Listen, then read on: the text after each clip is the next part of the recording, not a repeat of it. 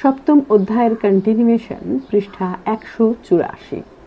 প্রশ্ন 5, ভক্তিবাদী প্রচারক হিসেবে শ্রীচৈতন্যদেবের অবদান লেখো। উত্তর: অবদান 1, ধর্মে শ্রীচৈতন্যদেবের মতবাদ চণ্ডালোহয়োপি দ্বিজশ্রেষ্ঠ হরিভক্তিপরায়ণা। হরিভক্তিপরায়ণ চ দন্তে নয় আকার লয়কার হ পয়হস্যই চণ্ডালোহয়োপি দ্বিজশ্রেষ্ঠ দয় হস্যই বর্গীজ তালবস্যয় রফলা একার মূর্ধন্যস্বয় ঠয় বিসর্গ। হরিভক্তিপরায়ণ হ বৈষ্ণরয় হস্যই ভ কয়তয় হস্যই প বৈষ্ণরয় আকার অন্তস্থ মূর্ধন্য ব্র্যাকেটে হরিভক্ত চণ্ডাল ব্রাহ্মণ অপেক্ষা শ্রেষ্ঠ ব্র্যাকেট ক্লোজ। বাংলা তথা ভারতের ধর্মক্ষেত্রে এক মহাপ্লাবন এনেছিল। 2, সমাজে বর্ণভেদ ও জাতিভেদের বিরুদ্ধে সাম্যের বাণী প্রচার করে তিনি সমাজের নিষ্পেষিত এবং অবহেলিত মানুষদের এক নতুন পথের সন্ধান দিয়েছিলেন। এর ফলে হিন্দু সমাজে বর্ণভেদ প্রথার কঠোরতা কিছুটা হ্রাস পেয়েছিল। 3, সাহিত্যে চৈতন্যদেবের জীবনী এবং ধর্মমতকে ভিত্তি করে বহু বৈষ্ণব সাহিত্য রচিত হয়, যেমন চৈতন্য ভাগবত, চৈতন্য মঙ্গল, চৈতন্য চরিতামৃত ইত্যাদি। এছাড়াও মূল বৈষ্ণব সাহিত্যের ধারাও অনেকখানি পরিবর্তিত হয়। 4, গৌড়ীয় বৈষ্ণব সম্প্রদায় গঠনে চৈতন্যদেবের অনুগামীরা গৌড়ীয় বৈষ্ণব নামে একটি স্বতন্ত্র সম্প্রদায় গঠন করেন। আচার্য সুকুমার সেন শ্রীচৈতন্য প্রচারিত ভক্তিবাদের গভীরতা বিশ্লেষণ করতে গিয়ে বলেছেন, তাঁর ব্র্যাকেটে চৈতন্যদেব ব্র্যাকেট ক্লোজ প্রেরণায় উদ্দীপিত হইয়া বাঙালির প্রতিভা কি ধর্মে, কি দার্শনিক চিন্তায়, কি সাহিত্যে, কি সঙ্গীত কলায় সর্বত্র বিচিত্র ভাবে স্ফূর্ত হইতে থাকে। এটাই বাঙালি জাতির প্রথম জাগরণ। জেনে রাখা ভালো। 1, শ্রীচৈতন্যদেব বলেন, প্রকৃত ত্যাগ বৈরাগ্য ভিন্ন ভগবানের কৃপা লাভ করা যায় না, বিড়ম্বনাই সার হয়।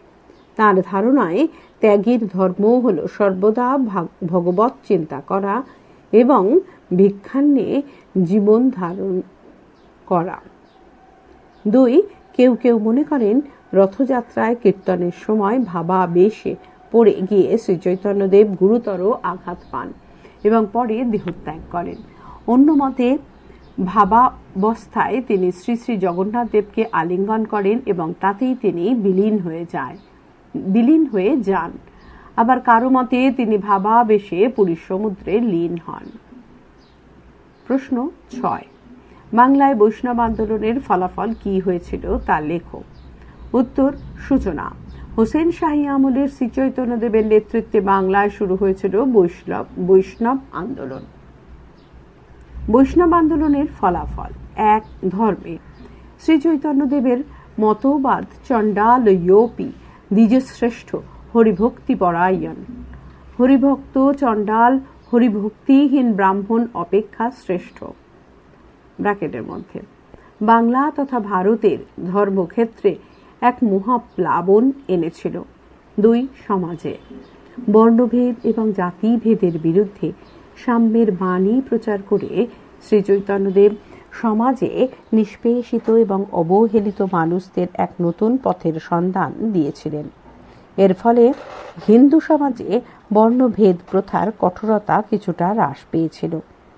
3, সাহিত্যে চৈতন্যদেবের জীবনী এবং ধর্মমতকে ভিত্তি করে বহু বৈষ্ণব সাহিত্য রচিত হয়, যেমন চৈতন্য ভাগবত, চৈতন্য মঙ্গল, চৈতন্য চরিতামৃত ইত্যাদি। এছাড়া মূল বৈষ্ণব সাহিত্যের ধারাও অনেকখানি পরিবর্তিত হয়। 4, গৌড়ীয় বৈষ্ণব সম্প্রদায় গঠনে চৈতন্যদেবের অনুগামীরা গৌড়ীয় বৈষ্ণব নামে একটি স্বতন্ত্র সম্প্রদায় গঠন করেন। 5, আধ্যাত্মিক গণতন্ত্রের পরিবেশ চৈতন্যদেবের বৈষ্ণব ধর্ম প্রচারের ফলে ধর্ম সাধনায় আধ্যাত্মিক গণতন্ত্রের পরিবেশ রচিত হয়।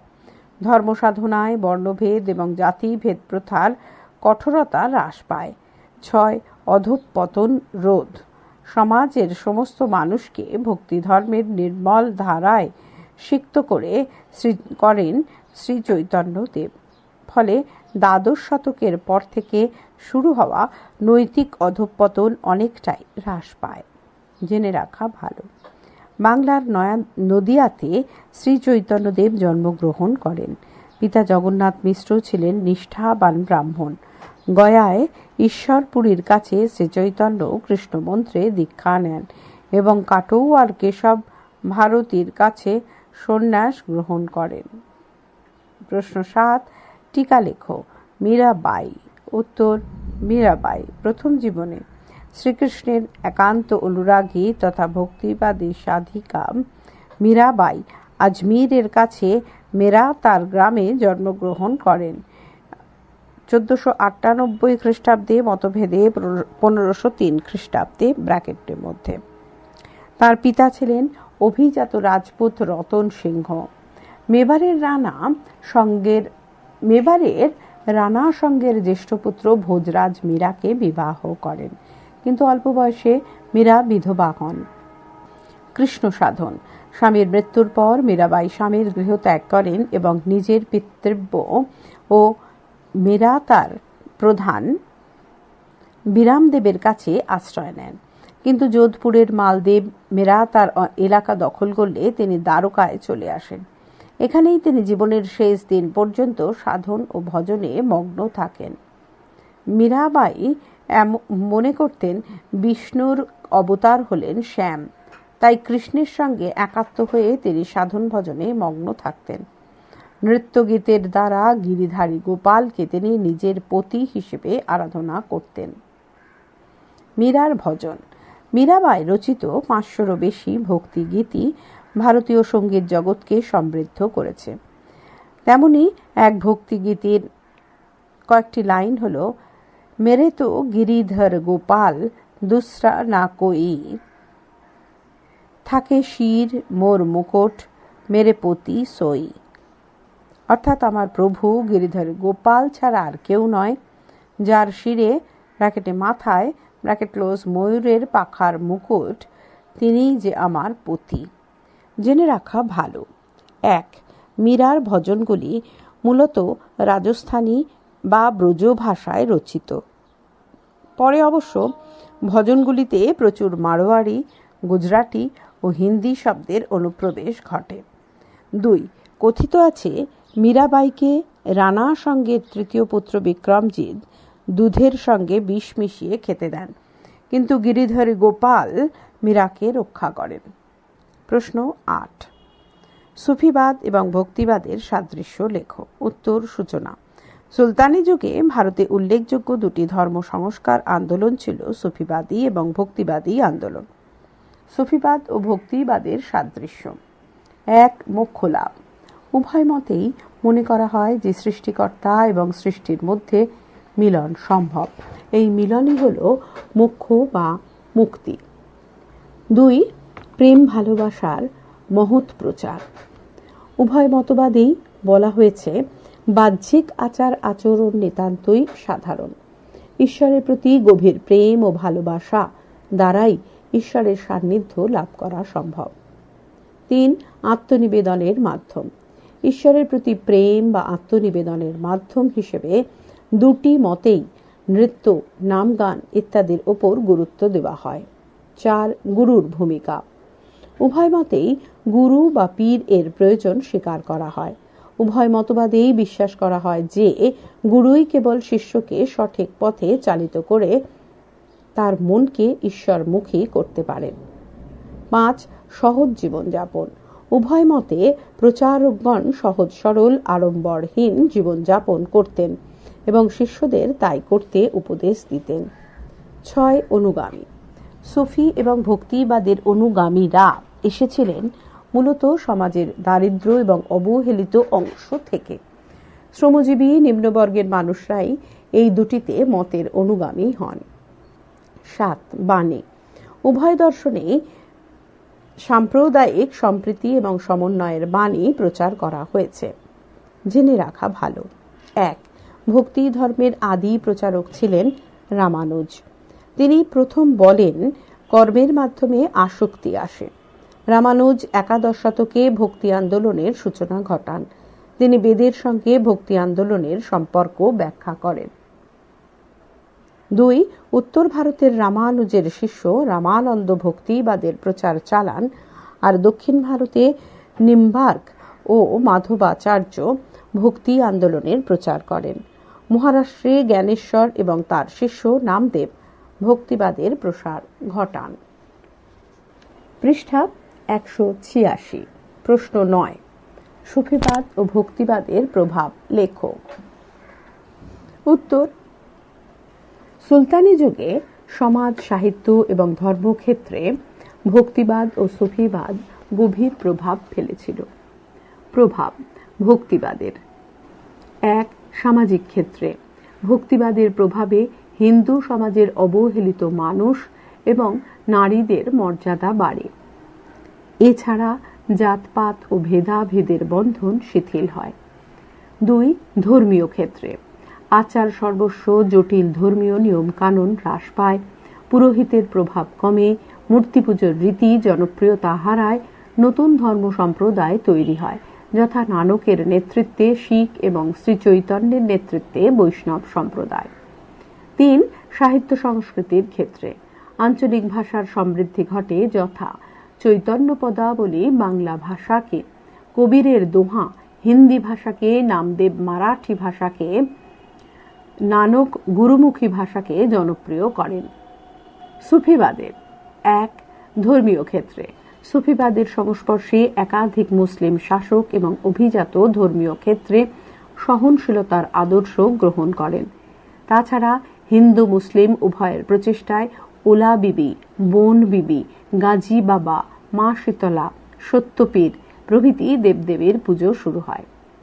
2. সামাজিক ক্ষেত্রে সুফিবাদী আদর্শ সমাজের নিম্ন শ্রেণীর মানুষকে জাতপাত ও ভেদাভেদের বেড়াজাল থেকে মুক্ত হওয়ার পথ দেখায়। 3. সাহিত্য সংস্কৃতির ক্ষেত্রে সুফি সাধকগণ হিন্দিতে কবিতা ও গানের মাধ্যমে তাদের কথা প্রচার করায় হিন্দি ভাষার সমৃদ্ধি ও প্রসার ঘটে। আঞ্চলিক ভাষায় রচিত সাহিত্যের অগ্রগতি ঘটে। জেনে রাখা ভালো। 1. মহামতি আকবর সুফিবাদের প্রভাবেই সুলহ-ই-কুল নীতি গ্রহণ করেন। 2. সুফি মতবাদের সঙ্গে বেদান্ত মতের মিল থাকায় বহু হিন্দু পণ্ডিত সুফি মতাদর্শে শ্রদ্ধা দেখান। প্রশ্ন 10। সুলতানি যুগে কিভাবে সংস্কৃতির সমন্বয় সাধন ঘটে? উত্তর: সূচনা: একই অঞ্চলে দীর্ঘকাল হিন্দু এবং মুসলমান পাশাপাশি বসবাস করে, ফলে সুলতানি যুগে উভয়ের মধ্যে সাংস্কৃতিক আদান প্রদান ঘটে। সাংস্কৃতিক সমন্বয়: 1. সুলতানদের বদান্যতা। 1. হুসেন শাহের পৃষ্ঠপোষকতায় মহাভারত, শ্রীমদ্ভগবদ্গীতা ইত্যাদি হিন্দু গ্রন্থের বঙ্গানুবাদ হয় এবং বৈষ্ণব ধর্মের প্লাবন ঘটে। 2. কাশ্মীরের সুলতান জয়নুল আবেদিনের উদ্যোগে মহাভারত, রাজতরঙ্গিনী গ্রন্থ ফার্সি ভাষায় অনুদিত হয় এবং বহু মূল্যবান ফার্সি গ্রন্থও হিন্দিতে অনুবাদ করা হয়। 2. শিল্পরীতির সমন্বয়: বৌদ্ধ ও হিন্দু স্থাপত্য রীতির সঙ্গে পারসিক শিল্পরীতির সমন্বয়ে এক নতুন ধারার সৃষ্টি হয়, যা প্রথাগত স্থাপত্য থেকে স্বতন্ত্র ছিল। বিভিন্ন হিন্দু প্রতীক এই সময় সুলতানি স্থাপত্যগুলিতে স্থান পায়। 3. পণ্ডিতদের অবদান: মুসলিম পণ্ডিতরা হিন্দু দর্শন এবং ধর্মতত্ত্বের ওপর বহু গ্রন্থ রচনা করেন, ফলে সুলতানি যুগে ভারতে সাংস্কৃতিক সমন্বয়ের পথ প্রশস্ত হয়। 4. সামাজিক অবস্থা: হিন্দুদের কঠোরতা, জাতিভেদ ইত্যাদি নিম্নবর্গের হিন্দুদের ইসলামের সামাজিক সাম্য ও ভ্রাতৃত্ববোধের প্রতি আকৃষ্ট করেছিল। 5. মিশ্র নগর সভ্যতা: সামাজিক সাম্যের আশায় নিম্নবর্গীয় বহু মানুষ নগরে এসে বসবাস করতে শুরু করে। হিন্দু মুসলমান সংস্কৃতির সমন্বয়ের কাজে এই মিশ্র নগর সভ্যতা বিশেষ ভূমিকা নেয়। জেনে রাখা ভালো। 1. আমির খসরু জমিদার শব্দটি প্রথম ব্যবহার করেন। এই জমিদাররা পুরনো অভিজাতদের জায়গা নিয়েছিল। এরা গ্রামীণ উদ্বৃত্তের একাংশ ভোগ দখল করত। 2. সুলতানি যুগে কৃষকরা 4 ভাগে বিভক্ত ছিল। 1. অর্ধিক ব্র্যাকেটে বর্গাদার কৃষক। 2. কিন্স হাল বাহক কৃষি শ্রমিক। 3. খুদ কসত জমির মালিক কৃষক। পাহি কসত পয়াকার হয় হস্যই ক তালবুসয় হসন্ত ত ব্র্যাকেটে জমিহীন কৃষক। প্রশ্ন 11. দিন ই ইলাহির সংক্ষিপ্ত পরিচয় দাও, অথবা আকবরের দিন ই ইলাহির ওপর একটি টিকা লেখো। উত্তর: দিন ই ইলাহির পরিচয়। অর্থ: ফার্সি শব্দ দিন হি ইলাহির অর্থ হল ঈশ্বরের প্রতি বিশ্বাস। ব্র্যাকেটে মতভেদে পবিত্র ব্র্যাকেট ক্লোজ। আবুল ফজল এবং বদাউনি এই ধর্মমতকে তৌহিদ ই ইলাহি বা স্বর্গীয় একেশ্বরবাদ বলে উল্লেখ করেছেন। মূলনীতি: 1. নিরামিষ আহার। 2. দান ধ্যান ও সমাজ সেবা। 3. একে অপরকে আল্লাহ আকবর ঈশ্বর মঙ্গলময় বলে সম্বোধন করা এবং প্রত্যুত্তরে জাল্লাল্লাহ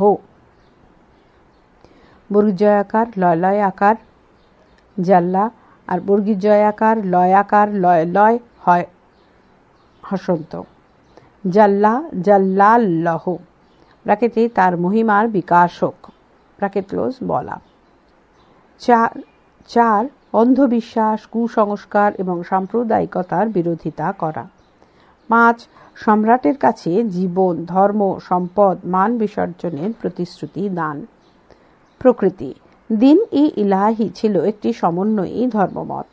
সমালোচকদের মতে প্রকৃতিগত দিক থেকে এই ধর্মমত ইসলামের অনুসারী ছিল, কারণ এতে নামাজ, রোজা, হজ, জাকাত প্রভৃতি কোরআনের নির্দেশগুলি স্থান পেয়েছিল। বৈশিষ্ট্য: 1. এই ধর্মমতে কোনো দেবদেবীর স্থান ছিল না। সম্রাট নিজেই ছিলেন পীর বা গুরু। 2. এতে পার্থিব উদারতা এবং চারিত্রিক পবিত্রতার ওপর বেশি জোর দেওয়া হয়েছে। 3. উদারতা, আত্মত্যাগ, মোহমুক্তি, নম্র এবং ভদ্র বাক্যালাপ। নিরামিষ ভোজন, মদ্যপান ত্যাগ ইত্যাদি ছিল দিন ই ইলাহির পালনীয় কর্তব্য। পৃষ্ঠা 187। ফলাফল: 1. আকবরের নতুন ধর্মমতের সুফল হিসেবে হিন্দু মুসলমান সম্পর্ক উন্নত হয়। 2. রাষ্ট্রীয় ক্ষেত্রে উলেমা ও মোল্লাদের প্রভাব খর্ব হয়। সম্রাটের সর্বময় কর্তৃত্ব প্রতিষ্ঠিত হয়। জেনে রাখা ভালো। 1. প্রকৃত অর্থে দিন ই ইলাহি ধর্মমতে উপনিষদের একেশ্বরবাদ, বৌদ্ধ ও জৈন ধর্মের অহিংসা নীতি, পারসিকদের সূর্য ও অগ্নি উপাসনা এবং খ্রিস্ট ধর্মের সৌভ্রাতৃত্ববোধ গৃহীত হয়েছিল। 2. আকবর তার দিন ই ইলাহি ধর্মমতের মাধ্যমে ধর্মীয় এবং সাংস্কৃতিক ঐক্য গড়ে তুলে সাম্রাজ্যের স্থায়িত্ব রক্ষার চেষ্টা করেন। একাধিক ধর্মের সার নিয়ে গড়ে ওঠা এই ধর্মমতের দ্বারা আকবর ভারতবর্ষকে সুলহ ই কুল হিসেবে গড়ে তোলার প্রয়াস নেন। প্রশ্ন 12.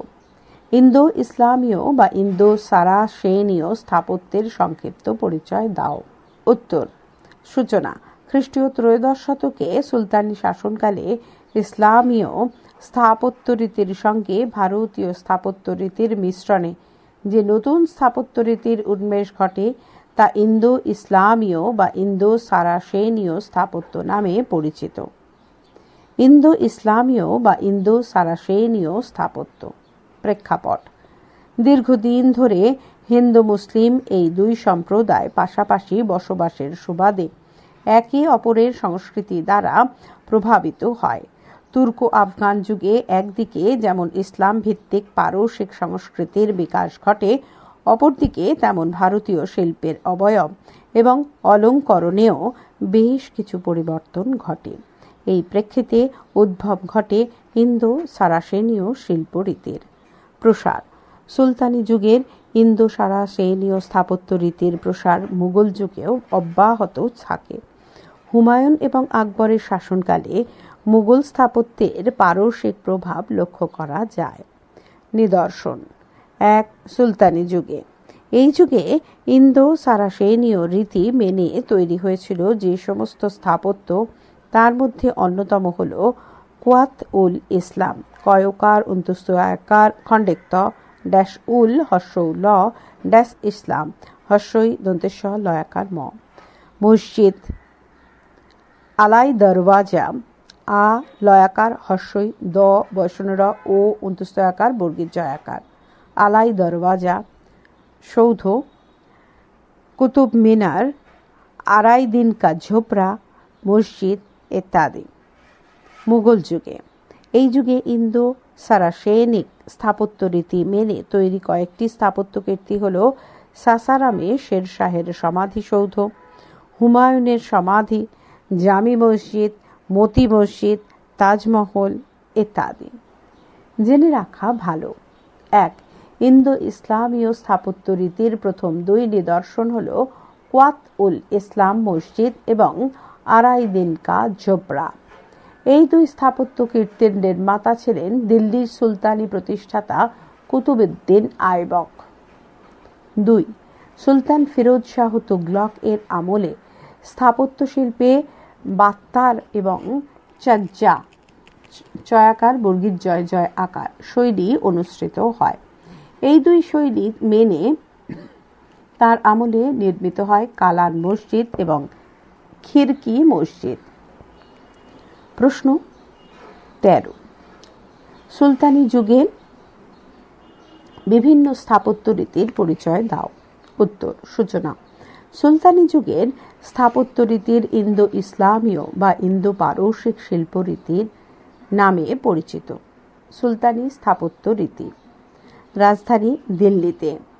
দিল্লি স্থাপত্য রীতিতে কিছু নতুন বৈশিষ্ট্য সংযোজিত হয়, যেমন: ১. তুর্কি স্থাপত্যবিদরা চুন ও বালির সঙ্গে জল মিশিয়ে আস্তরণ তৈরির কৌশল প্রয়োগ করেন। ২. নবনির্মিত সৌধের সৌন্দর্য বাড়ানোর জন্য জ্যামিতিক চিত্র, লতাপাতার নকশা ব্যবহার করা হয়। এর সঙ্গে যুক্ত হয় স্বস্তিক চিহ্ন, পদ্মফুল এবং ঘণ্টার চিত্র। ৩. খিলান ও গম্বুজ ব্যবহার করে বড় বড় রাজপ্রাসাদ এবং মসজিদ নির্মাণ শুরু হয়, যেমন কুতুব মিনার, আলাই দরওয়াজা, সিকান্দার শাহের সমাধি প্রভৃতি। বিভিন্ন প্রদেশে প্রাদেশিক স্থাপত্য রীতির মধ্যে উল্লেখযোগ্য ছিল জৌনপুরী, গুজরাতি, মালব, বাংলা ও দক্ষিণ ভারতের স্থাপত্য রীতি। বরবকের মসজিদ, অতলা মসজিদ, পান্ডুয়ার আদিনা মসজিদ, গৌড়ের ছোট সোনা মসজিদ এবং বড় সোনা মসজিদ প্রভৃতি হল প্রাদেশিক স্থাপত্য নিদর্শন। পৃষ্ঠা ১৮৮। স্বতন্ত্র হিন্দু স্থাপত্য রীতি। স্থাপত্য শিল্পীরা প্রশস্ত কক্ষের ছাদ ধরে রাখার জন্য একাধিক পিলার বা স্তম্ভ দ্বারা মন্দির, প্রাসাদ, দুর্গ, মণ্ডপ নির্মাণ করেন, যেমন বিজয়নগরের বিঠলনাথ মন্দির, রাজস্থানের মেওয়ারের রানা কুম্ভের স্তম্ভ এবং দুর্গ, পুরীর জগন্নাথ মন্দির, কোণারকের সূর্য মন্দির ইত্যাদি। জেনে রাখা ভালো। ১. ইতিহাসবিদ ফার্গুসন ফয়াকার গয়রে ফস্য দন্তেশ দন্তের ন ফার্গুসন ইন্দো ইসলামীয় বা ইন্দো পারসিক শিল্পরীতিকে ইন্দো সারাসেনিক বা পাঠান রীতি বলে উল্লেখ করেছেন। ২. প্রাদেশিক স্থাপত্যে একদিকে যেমন ইসলামীয় স্থাপত্য রীতি মেনে খিলান, গম্বুজ ইত্যাদির ব্যবহার লক্ষ্য করা যায়, অপরদিকে তেমন হিন্দু স্থাপত্য রীতি মেনে ঢালু, চারকোনা স্তম্ভ এবং প্রাচীরের বাহুল্য লক্ষ্য করা যায়। প্রশ্ন ১৪। সুলতানি যুগের প্রধান প্রধান স্থাপত্যগুলির উল্লেখ করো। উত্তর: সূচনা। সুলতানি শাসনকালে বিভিন্ন রাজবংশের আমলে ইন্দো সারাসেনীয় শিল্পরীতির পূর্ণ বিকাশ ঘটে দিল্লির নগরীতে। সুলতানি যুগের প্রধান প্রধান স্থাপত্যকর্ম: ১. রাজবংশ। ক.